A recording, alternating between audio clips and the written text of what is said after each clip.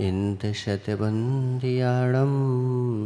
त्यों अणहित मधुर विशत बाकाणं अन्तातीत गुणाणं नमो जिणाणं चित भवाणं नमो अरिहंताणं नमो सिद्धाणं नमो आयरियाणं नमो वज्रायाणं नमो लोये सब शाहूड़म।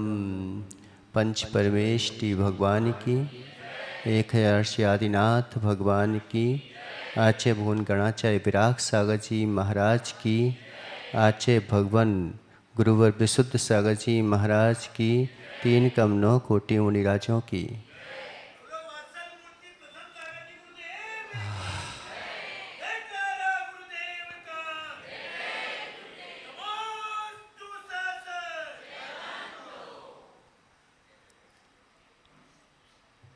सब थक गए होंगे। हमें भी थकान होने लगती है, क्योंकि इसको झेलना बोला है जिन वाणी को, तो अपन सोच रहे कि एक ही ठीक है ना प्रवचन, काय को दो करवाओ। जब थक जाते हो तो नहीं थक जाते हैं। वैसे भी हर वस्तु उपदेश देती है गगन, हर वस्तु तुम्हें उपदेश देती है। तुम तो ज्ञानी हो, जीव द्रव्य ज्ञानी होता है, वो हर चीज से, अचेतन से भी उपदेश ग्रहण कर लेता है, चेतन से भी उपदेश ग्रहण कर लेता है। जो उपदेश ग्रहण नहीं कर पाता वो तो अज्ञानी है। ज्ञानी जीव भगवान क्या भी उपदेश दे रहे हैं कि नहीं दे रहे हैं? क्यों? आज भगवान तुम्हें उपदेश दे रहे कि नहीं दे रहे? ये गगन भैया हैं, गोंदिया से आए हैं, और गोंदिया में सबसे पहले आके बैठ जाते थे, हैं सिंधी, और वहाँ पर श्रीफल चढ़ाए कि महाराज आप रुक जाओ, हम सत्संग अगर चैन लोग नहीं करवाएंगे तो हम अपने उसमें करवा लेंगे।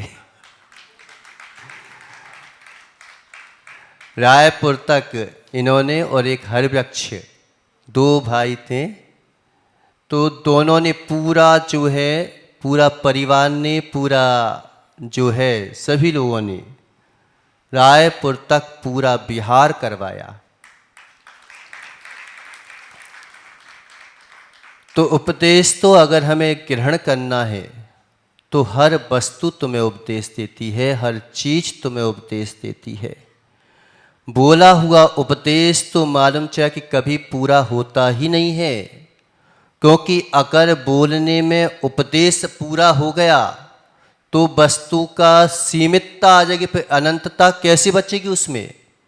तुम कितना भी ग्रहण करो, कितना भी ग्रहण करो, लेकिन भगवान जितना जानते हैं उतना उनकी दिव्य देशना में खिलता नहीं है।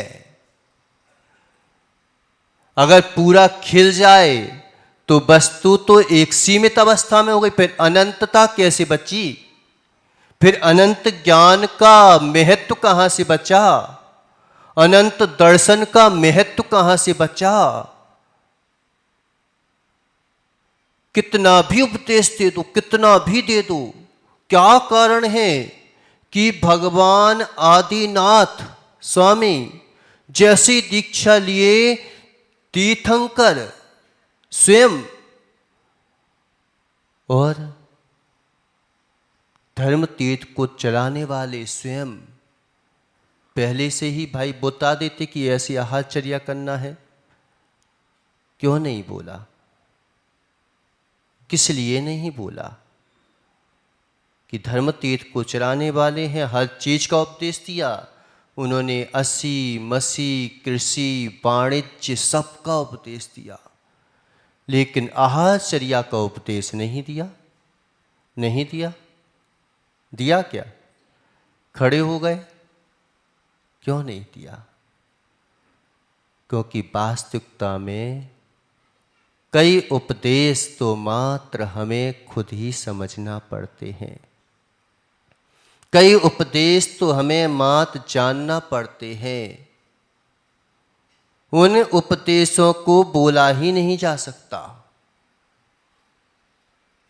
हर वस्तु उपदेश देती है, बस हम उपदेश फिर भी क्यों ग्रहण करना पड़ता है? फिर भी उपदेश दिया भगवान ने, पिंडारी सुनील, फिर भी भगवान ने उपदेश दिया। जब हर वस्तु उपदेश दे रही थी तो उन्हें उपदेश देने की आवश्यकता क्या थी? अब सवाल ये उठ जाता है, क्यों? कि जब उन्होंने हर वस्तु तुम्हें उपदेश दे रही है, अभी छाया का उपदेश पूरा नहीं हुआ, छाया के पीछे जितनी माया हो रही है, हम छाया को पकड़ने की कोशिश कर रहे हैं, लेकिन ये तो देखो कि है किसकी छाया, किसकी छाया है? तो पकड़वा दें आज कि नहीं पकड़वाएं? कि छाया अगर देखो आप, विशुद्धि जब ऊपर सूर्य ऊपर होता है तो छाया बिल्कुल नीचे हो जाती है, विशुद्धि बढ़ जाती है। कर्मों में भी विशुद्धि बढ़ जाती है जब हमारा सूर्य ऊपर होता है, अरहंत भगवान हमारे ऊपर होते हैं, तो हमारे कर्मों की छाया जो है वो घट जाती है। और जैसे ही वह सूर्य जो है साइड में होता है, छाया बढ़ने लग जाती है। उपदेश है कि नहीं है? छाया उपदेश दे रही है। महाराज जी खाने पीने का उपदेश दे देते हैं कि अच्छा बना कि कच्चा बना, कैसा बना, बना कि नहीं बना, कब तक खाया। अब महाराज जी जो है सो है, आप तो खा लो, अब कच्चा आता हो चाहे अच्छा आता हो। उपदेश हर वस्तु देती है, दर्पण भी उपदेश देता है, देता है कि नहीं देता? दर्पण तो बहुत अच्छा उपदेश देता है। दर्पण में सर पटकोगे तो क्या होगा? सर फूटेगा। उपदेश दे रहा है, उपदेश दे रहा है, वह दर्पण भी उपदेश दे रहा है। लेकिन हमने जो है उपदेश को ग्रहण तो किया, क्यों? जो चीज़ें वैराग की होती हैं, अगर हम राग से भरे हैं तो हम उन्हीं चीज़ों में राग ग्रहण कर लेते हैं।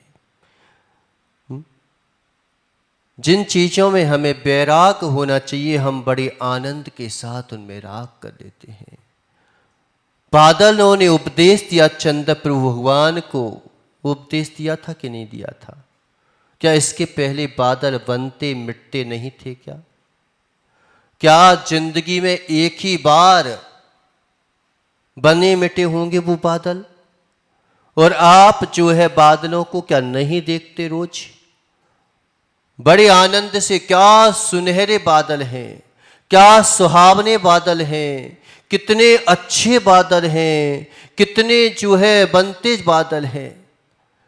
तुमने बादलों से उपदेश ग्रहण किया, राग रूप के उनको सुनहरापन दिख रहा है, उनको दिख रहा है कि ये सुनहरापन कितने क्षण का है, सब विलीन हो गया। हमने भी उपदेश उन्हीं वस्तुओं से ग्रहण किया। मिथ्या दृष्टि भी वही 7 तत्व 9 पदार्थ 5 अस्थि काय और 6 द्रव्य, सब मिथ्या दृष्टि भी उन्हीं में है और सम्यक दृष्टि भी उन्हीं में है। कोई अलग से नहीं है, एक भी चीज अलग से है ही नहीं। अगर मिथ्या दृष्टि अलग हो तो मिथ्या तो बना ही रहेगा, कभी सम्यक प्राप्त कर ही नहीं पाएगा। कर पाएगा क्या संजू? जब मिथ्या दृष्टि है तो उपदेश देने की आवश्यकता क्या? सम्यक दृष्टि है ही तो उपदेश सुनने की आवश्यकता क्या? क्या आवश्यकता है?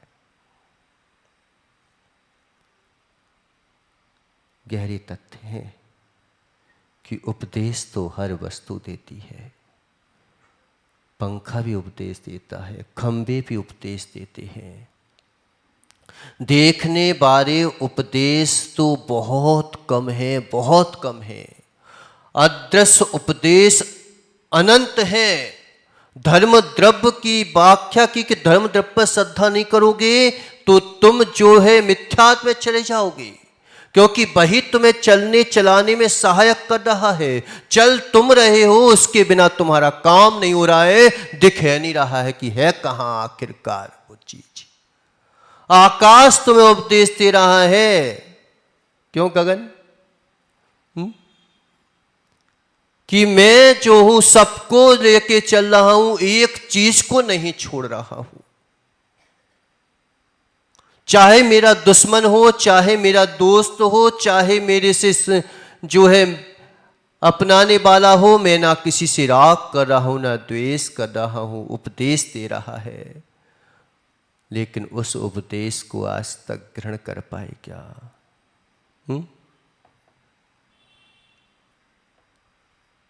देने से भी उपदेश ग्रहण नहीं होता, और नहीं देने से भी उपदेश ग्रहण हो जाता है। बिना बोले उपदेश ग्रहण हो जाता है, और बोलने से भी कभी उपदेश ग्रहण नहीं हो पाता। करो ग्रहण। वही नृत्य, वही गान, वही सब कुछ चल रहा है। कितने व्हाट्सएप पे आ चुके कि घोड़े पे बैठे बैठे जो है खत्म हो गए, लेकिन उपदेश ग्रहण किया क्या? पहले नृत्यांगनाएं नाच रही थी।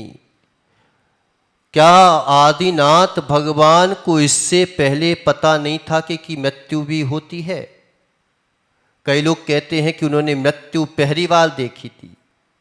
भले ही देखी हो पहली बार, लेकिन सम्यक दृष्टि थे कि मिथ्या दृष्टि थे?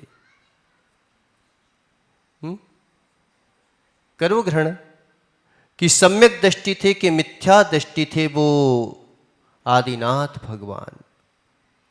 उन्हें ये तो पता हुआ कि मृत्यु भी होती है, भले ही देखी ना हो पहले। ये तो विश्वास ही होता है कि मृत्यु भी होती है, और मृत्यु मरते मरते भी कोई नहीं मरता, ये भी उन्हें बोध होता होगा। फिर वैराग्य क्यों नहीं हुआ? एक नृत्यांगना को नाचते हुए देखा, तब वैराग्य हुआ। आज व्हाट्सएप पे कई चीजें ऐसी आ रही हैं जो तुम्हें वैराग्य का उत्पन्न करने वाली होती है। तुम हंस खेल करके उस चीज को तहस नहस कर देते हो। बादल फटे थे, मालूम चला कि जिसका के परिवार के लोग चले गए, उससे पूछो, और मालूम चला कि तुम बहुत हंस हंस के उस उपदेश को बता रहे थे। देखो देखो, ये बह गया, ये चला गया।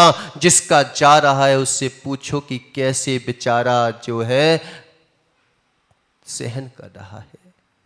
जिन क्या बोलते हैं पार्टियों में तुम्हें बड़ा आनंद आता है, जिन शादियों में तुम्हें बड़ा आनंद आता है, बढ़िया बढ़िया कपड़े पहने हैं, क्रीम लगाए हैं, पाउडर लगाए हैं, क्या पता क्या क्या लगा लेते हैं इसको सजाने के लिए। करो ग्रहण। उपदेश है, आनंद आ रहा है, बढ़िया जो है नाच गान चल रहा है, बैंड बाजे बज रहे हैं, गाना चल रहे हैं, सब कुछ चल रहा है। बुद्ध क्या तुम्हें उपदेश नहीं दे रहे थे? लेकिन हमें वही उपदेश राग की दृष्टि में देखते हैं तो आनंद देता है। जब राग की दृष्टि में देखते हैं तो आनंद देता है, द्वेष की दृष्टि में देखते तो ये क्यों नाच रहा है, मेरे परिवार का सदस्य चला गया, वही उपदेश था। एक व्यक्ति अगर तुम्हारे परिवार से चला जाए, नाच गान चल रहा हो, बढ़िया जो है लोग बाग उत्साहित हो रहे हो, अब बताओ तुम्हें उनका हंसना, तुम्हें उनका मुस्कुराना, तुम्हें उनका नाचना, तुम्हें उनका गाना आनंद देगा क्या? क्यों? बल्कि ऐसा लगेगा कि मैं दुखी बैठा हूं और ये बढ़िया बाजे बजवा के गा रहा है, ऐसा लगेगा कि 2 झापड़ खींच के घाल दो इसको। लगता है कि नहीं लगता? लेकिन एक ने राग में उपदेश ग्रहण किया, दूसरे ने द्वेष में उपदेश ग्रहण कर लिया। लेकिन वैराग से वीतरागता के लिए कभी उपदेश ग्रहण किया क्या? ये प्रवचन तुम्हें कहीं नहीं मिलेंगे, क्या पता कहाँ से आते हैं। सुबह से जाओ, एक फूल बढ़िया मुस्कुरा रहा था, सब टहलने चले जाते हैं, बढ़िया उसको देखने चले जाते हैं, मुस्कुरा रहे हैं। लेकिन जिसको बोध हो जाता है कितना छोटा सा जीवन है, अभी मुस्कुरा रहे हैं, अभी खिलखिला रहे हैं, शाम तक ढलते ढलते वो जमीन तर में समा जाते हैं। करो उपदेश ग्रहण।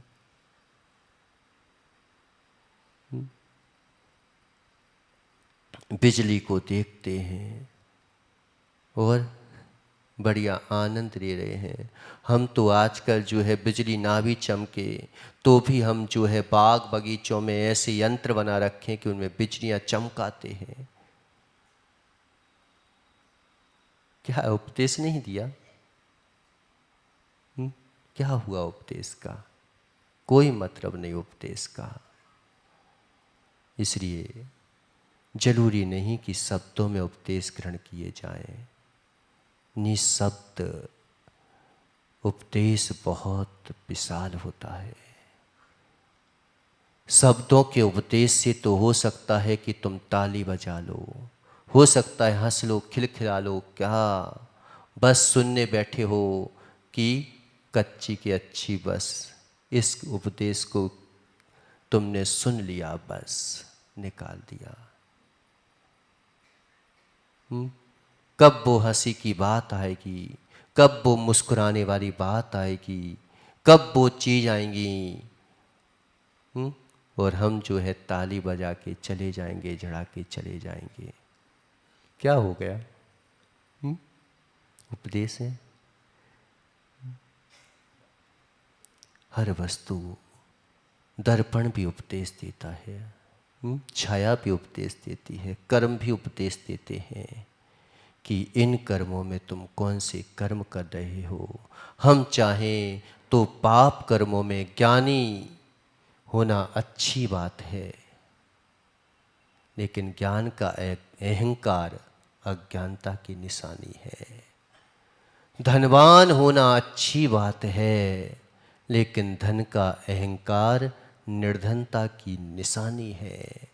पढ़ा लिखा होना अच्छी बात है, लेकिन पढ़ाई का अहंकार अनपढ़ता की निशानी है। ताकतवर होना अच्छी बात है, लेकिन ताकत का अहंकार कमजोरी की निशानी है। ये सब गुण थे, गुण। पुण्य आत्मा को ये सब चीजें मिलती हैं, लेकिन पुण्य का अहंकार पापी की निशानी है।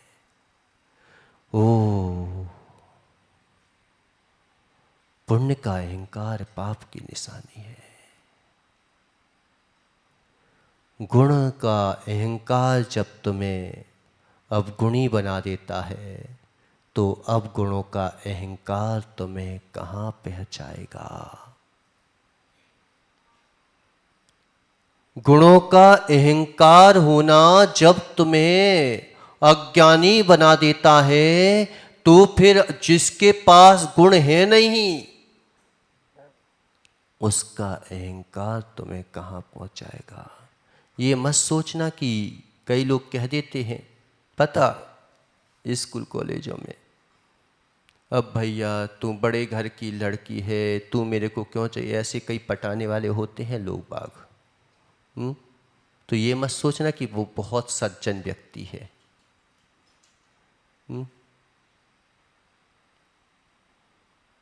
कई लोग कह देते हैं कि जैनी लोग तो अहंकार करते हैं। हमने कि जैनी लोग अहंकार करते ना, वो फिर भी अच्छा है। उन नीच लोगों के अहंकार से अच्छा है। कम से कम संजलन कसाय जन्य अहंकार भी ऐसे नहीं जाते, 10वें गुण स्थान तक लोभ कसाय रहती है। इसलिए मोह और योग की परिणति में ही हमें जो है क्रम क्रम से बढ़ना पड़ता है। हमें पता है कि अध्यात्म की श्रेणी ऊपर तक नहीं जाएगी, लेकिन अध्यात्म की श्रेणी नीचे से प्रारंभ करोगे तब ऊपर तक उस पर पहुंच पाओगे।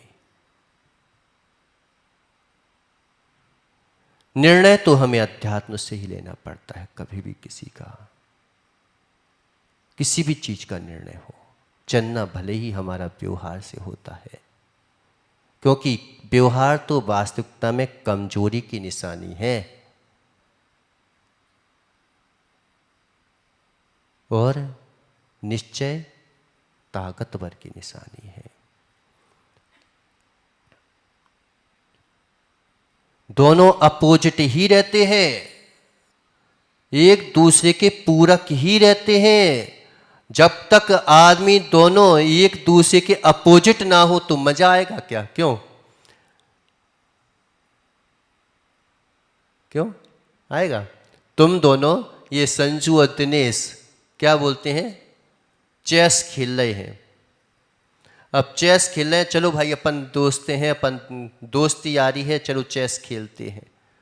अब वो सामने वाला सोचे कि यार चलो यार मैं हार जाऊं, मैं ऐसा कर दूं, तो वो अगर ऐसा खेलेगा तो मजा आएगा क्या? दोनों एक दूसरे के अपोजिट ही रहेंगे, लेकिन अपोजिट कभी होते नहीं है, बाद में फिर सब मिल जाते हैं। ऐसे ही दोनों एक दूसरे के निरपेक्ष, नया मिथ्या। अपेक्षा से रहित है तो मिथ्या है, अपेक्षा से सहित है तो वही सम्यक का कारण बन जाता है। समय हो गया, उपदेश ग्रहण करो कि छाया को अगर पकड़ना है तो फिर छाया को नहीं, जिस चीज को पकड़ना है, तुम्हारी छाया है तो तुम अपने आप को पकड़ लो तो छाया पकड़ में आ जाएगी। है कि नहीं?